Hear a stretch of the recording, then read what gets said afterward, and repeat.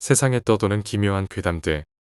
첫 번째 이야기. 건대 근처의 어느 목욕탕에서 실제로 겪었던 실화괴담.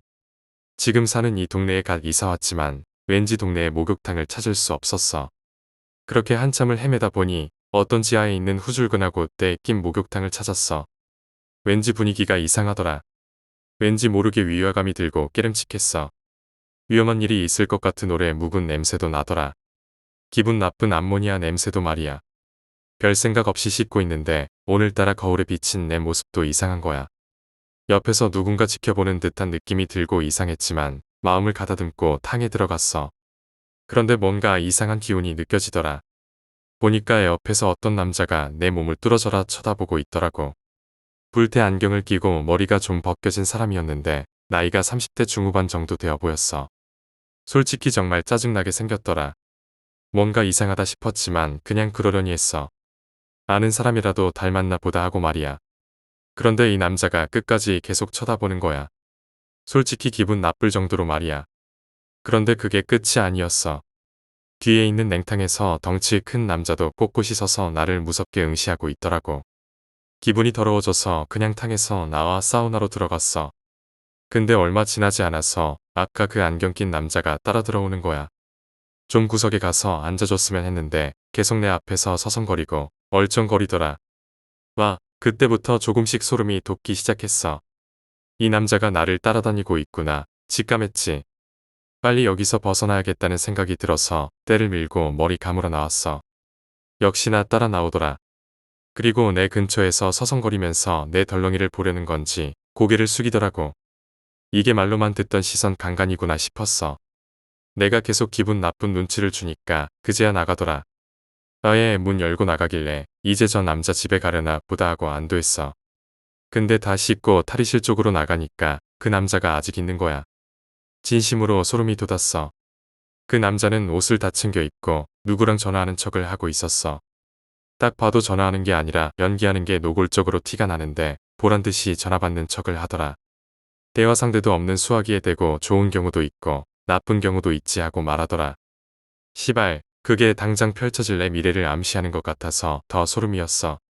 내가 알몸으로 덜렁이 흔들면서 머리 말리고 스킨 로션 바르러 가니까 또 그 옆에 와서 거울 보며 머리 정리하는 척을 하면서 내 몸을 흘끗흘끗 보더라고.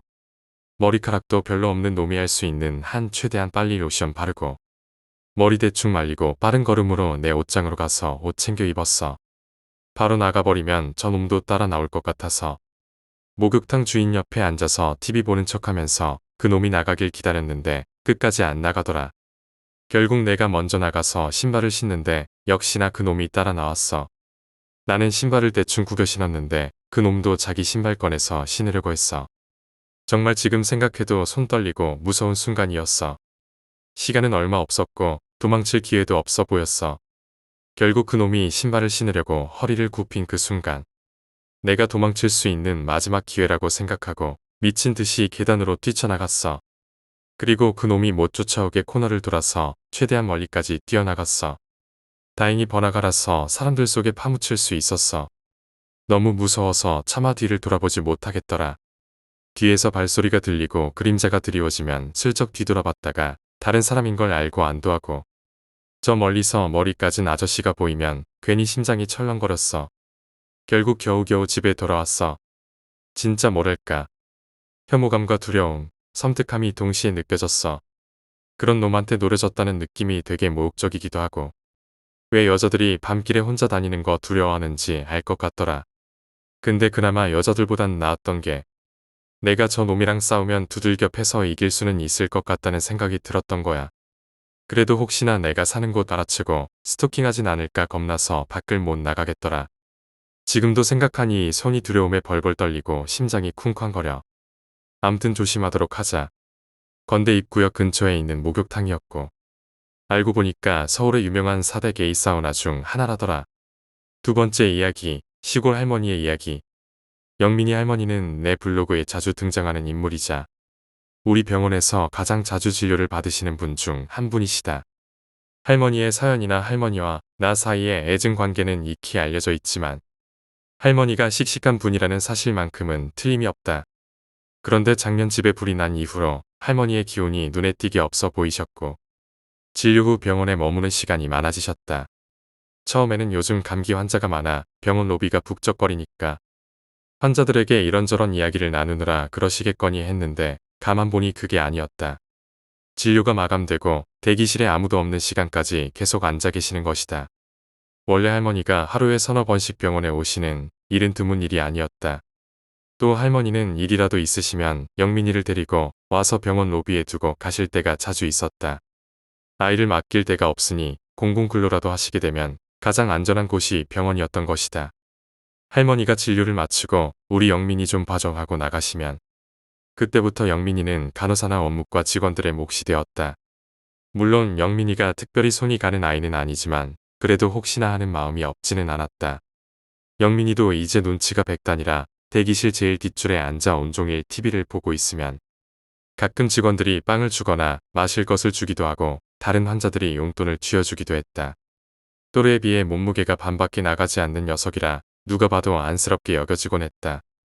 그래서 영민이가 낮에 혼자 병원에 남는 경우는 가끔 있는 일이었지만 밤늦게까지 할머니와 둘이서 대기실을 지키는 것은 5년 동안 처음 있는 일이었다. 이상한 생각이 들어서 할머니께 사정을 물어보았다. 할머니, 집에 불 나고 나서 새로 얻은 방이 추워요? 아니면 불을 뗄 돈이 없어서 그래요? 그런데 할머니의 대답은 전혀 뜻밖이었다. 아니, 집에 텔레비전이 없어서 그래. 불 나서 타버리고 텔레비전이 없어서 텔레비전 보려고 왔어. 방해되면 오지 말까? 그러고 보니 그럴만했다. 불이 나서 옷가지까지 모두 타버린 상태니 노인과 아이가 늦은 밤에 TV라도 못 보면 무엇을 하겠는가 싶었다. 작년부터는 어떤 경우라도 마음이 약해지지 않으리라 결심했지만 원무과장을 불러 병원에 남는 TV가 없는지 물어보았다. 남은 것은 작은 환자용 TV밖에 없었다. 결국 내 사무실에 있던 TV를 드리라고 했더니 할머니가 고개를 100번쯤 숙이셨다. 사실 중고 TV 한 대의 가치가 5만 원이나 할까? 내가 버리려면 오히려 돈을 내고 버려야 할 물건인데 그나마 그것에도 저러는 모습이 영 마음 한구석을 불편하게 만들었다. 다음 날 원무과장에게 TV를 가져다 드리라고 다시 확인해보니 할머니가 그날 밤에 이웃에서 리어카를 빌려서 그 길로 당장 싣고 가셨다고 했다. 할머니 생각에는 내가 혹시 다음 날 마음이 변할까 걱정이 되신 탓이리라 싶었다. 결국 나도 문제가 있었다. 할머니가 아무리 그러신다 한들 그것이 이유 없는 게으름이 아니라 결국 생존의 한 수단이었다는 것을 내가 거기에 마음을 두고 보이지 않는 거리를 둔 탓일 것이다.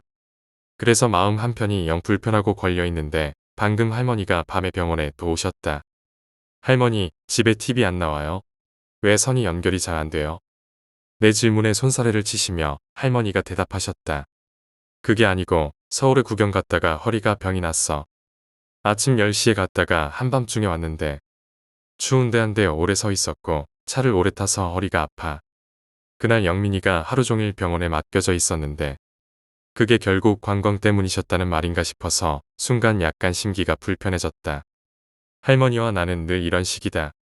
할머니가 내 진료실이나 대기실에 앉아 늘 눈물 지으시며 손을 벌리시는 일이나 할머니가 영민이를 시설에 맡기지 않고 데리고 계시는 일이나 이렇게 관광을 가시는 일이나 모두 바르지도 그러지도 않은 일이다.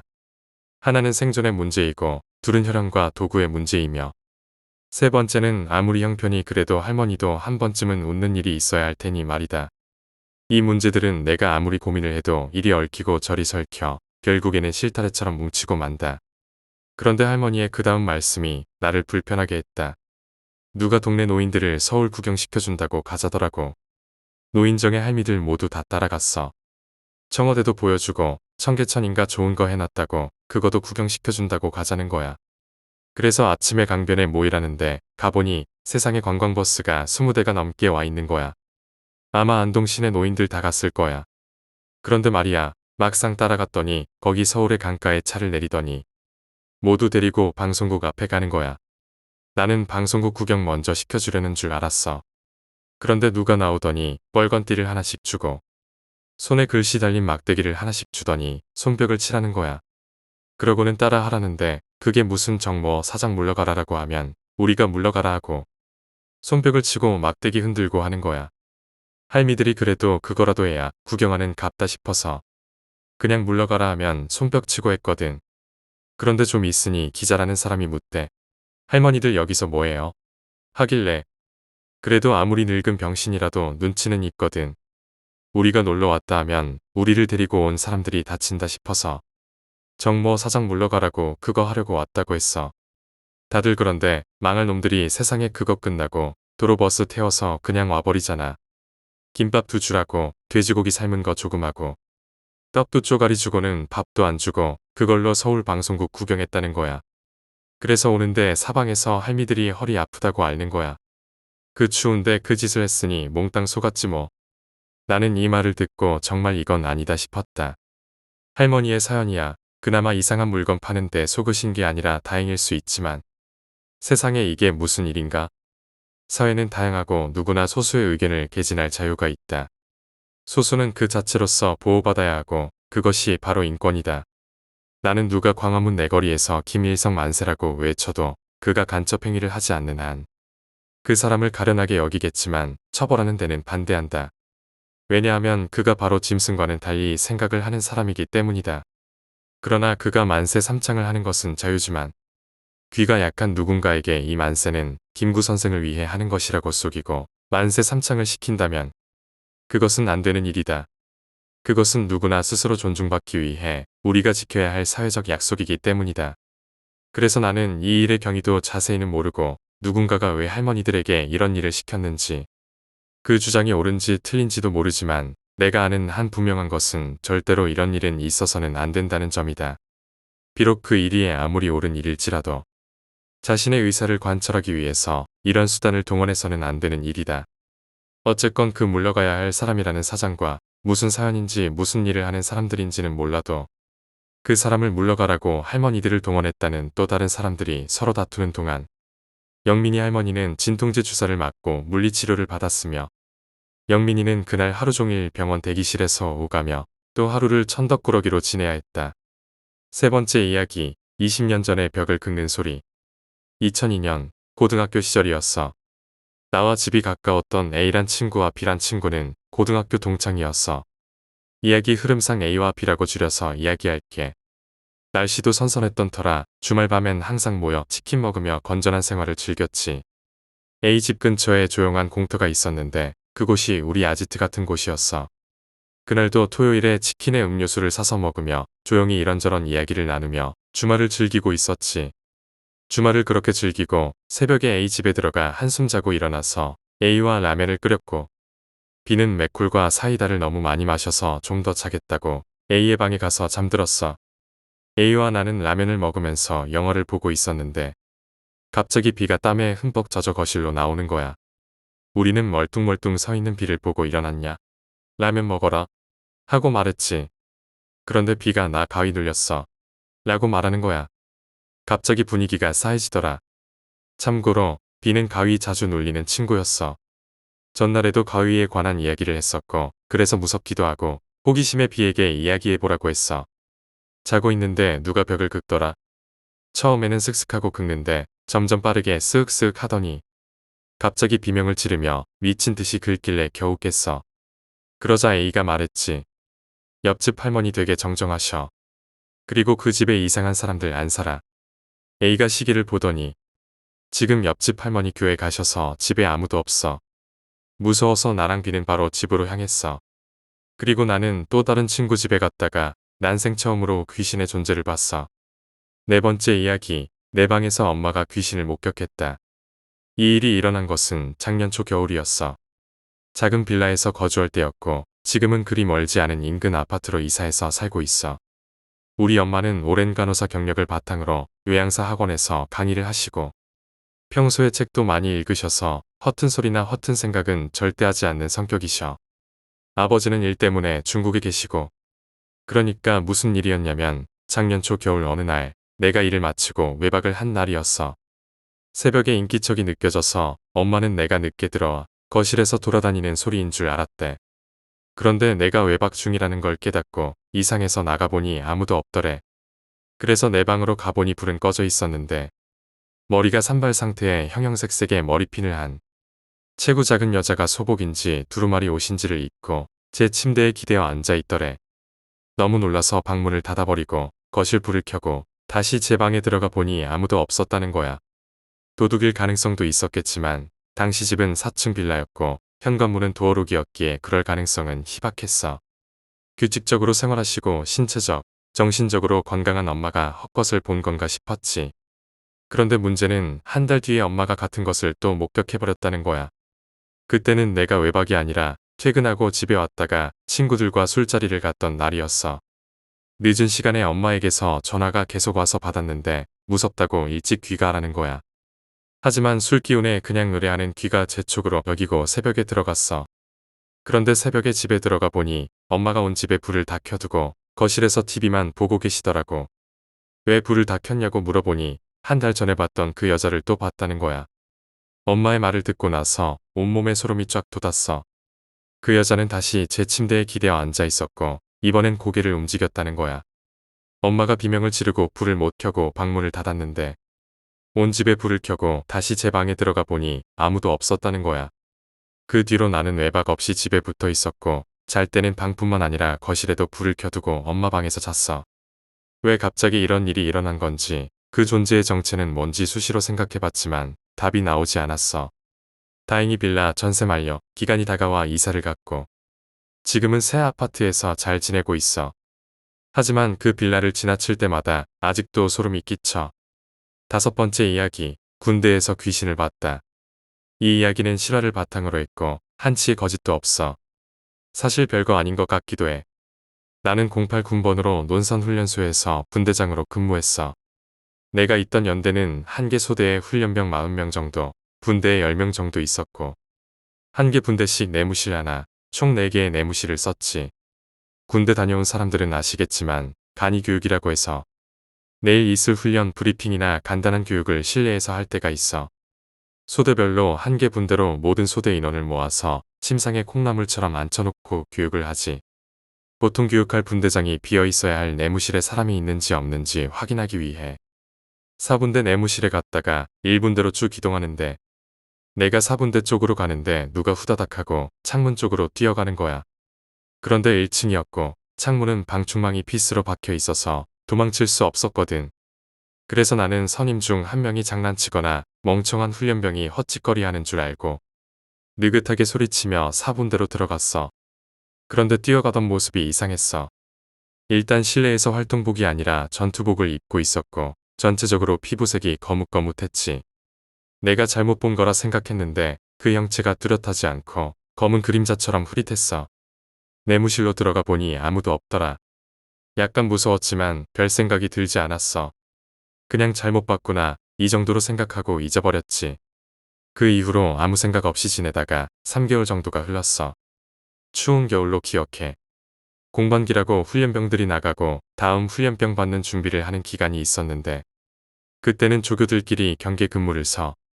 밤에 후임이랑 서는 날이었는데 후임을 경훈이라고 할게. 무서운 얘기 해드릴까요?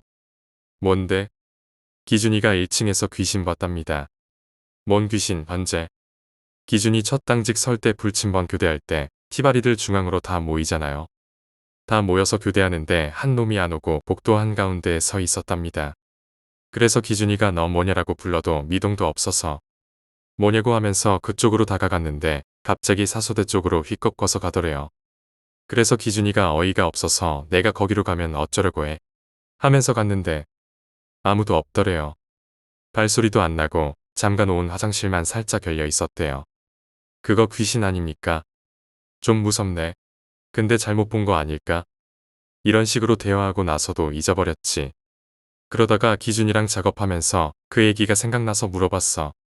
너 귀신 봤다며? 뭐야? 그때 당직 설 때 본 거 말씀하시는 거죠? 진짜냐?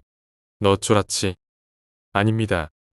근데 제가 본 게 전투복 입고 있어서 불침번인 줄 알았는데 방탄까지 쓰고 있어서 귀신인 것 같습니다.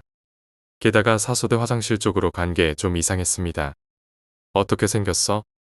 솔직히 뭐가 흐릿하게 보여서 잘 기억은 안 나는데 전투복 입었는데 뭔가 무늬가 없어 보여서 전투복인지도 모르겠고 전체적으로 어둡게 보여서 그림자처럼 보였습니다.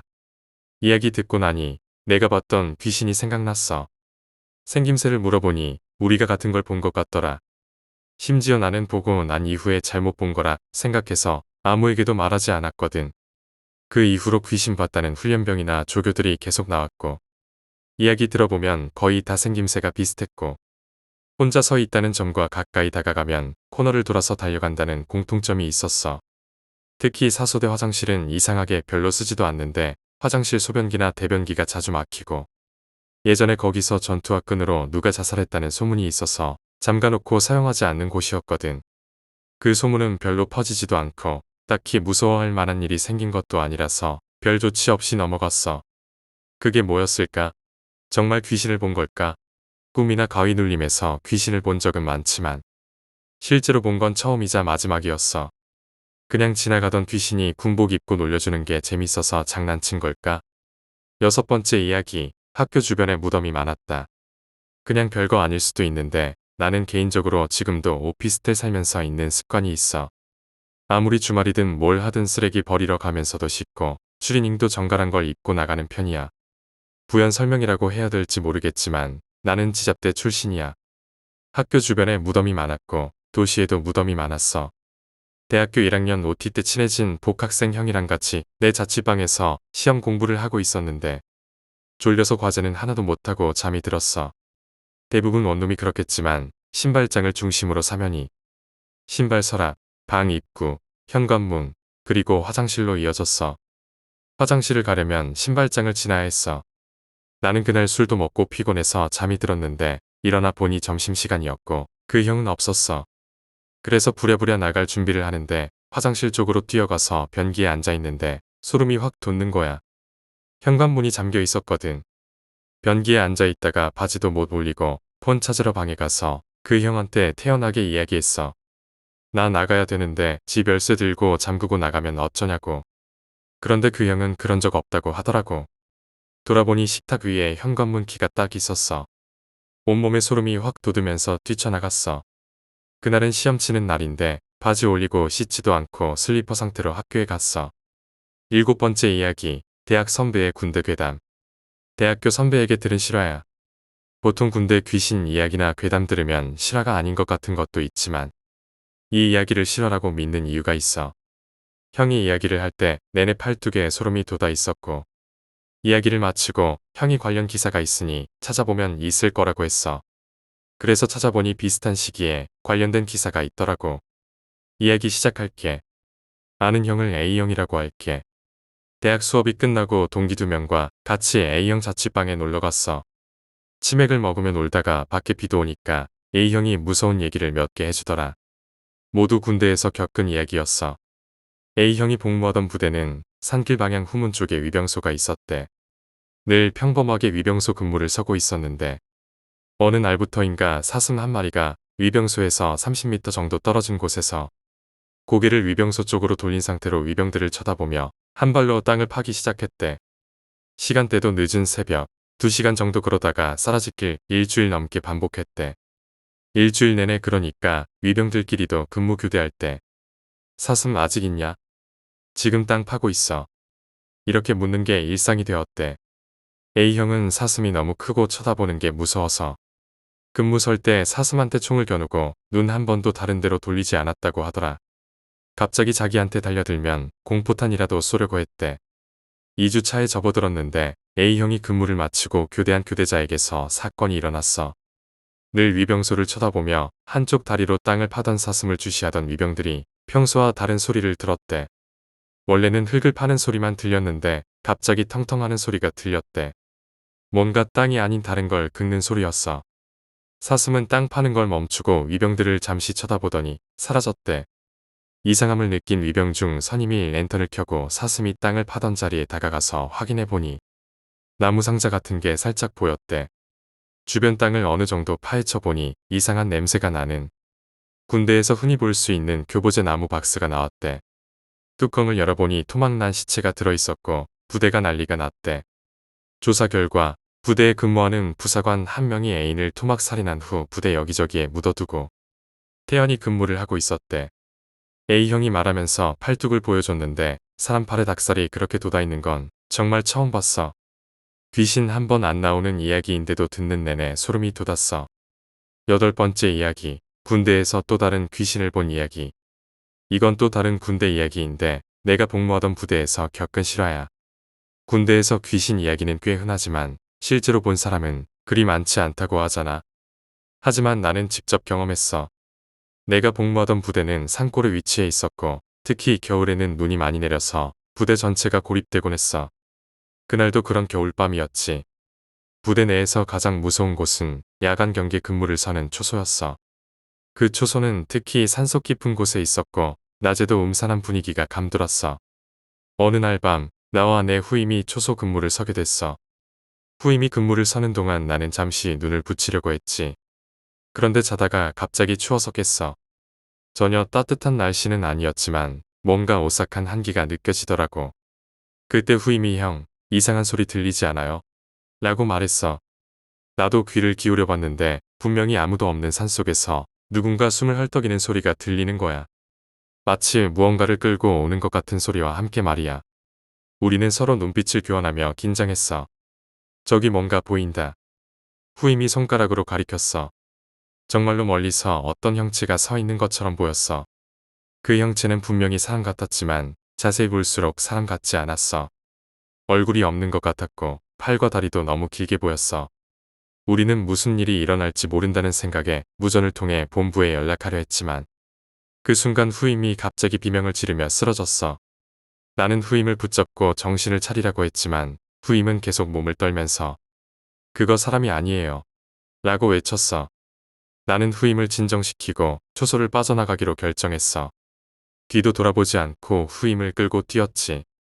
우리는 부대에 도착하자마자 상황을 보고했고 그날 밤 당직사관이 직접 초소를 확인하러 갔지만 아무것도 발견되지 않았어. 하지만 그날 이후로 그 초소는 더 이상 사용되지 않았어. 후임은 그날 이후로도 종종 그 형체가 꿈에 나타난다고 했어. 나는 군대에서 겪은 그 사건을 지금도 잊지 못해. 그 형체가 무엇이었는지, 그날 우리가 본 것이 진짜였는지 아니면 우리의 상상이었는지 아직도 궁금해. 9번째 이야기, 대학교 기숙사에서 겪은 공포 경험. 대학교 기숙사에 살던 시절 내가 겪었던 기이한 일들이 있어.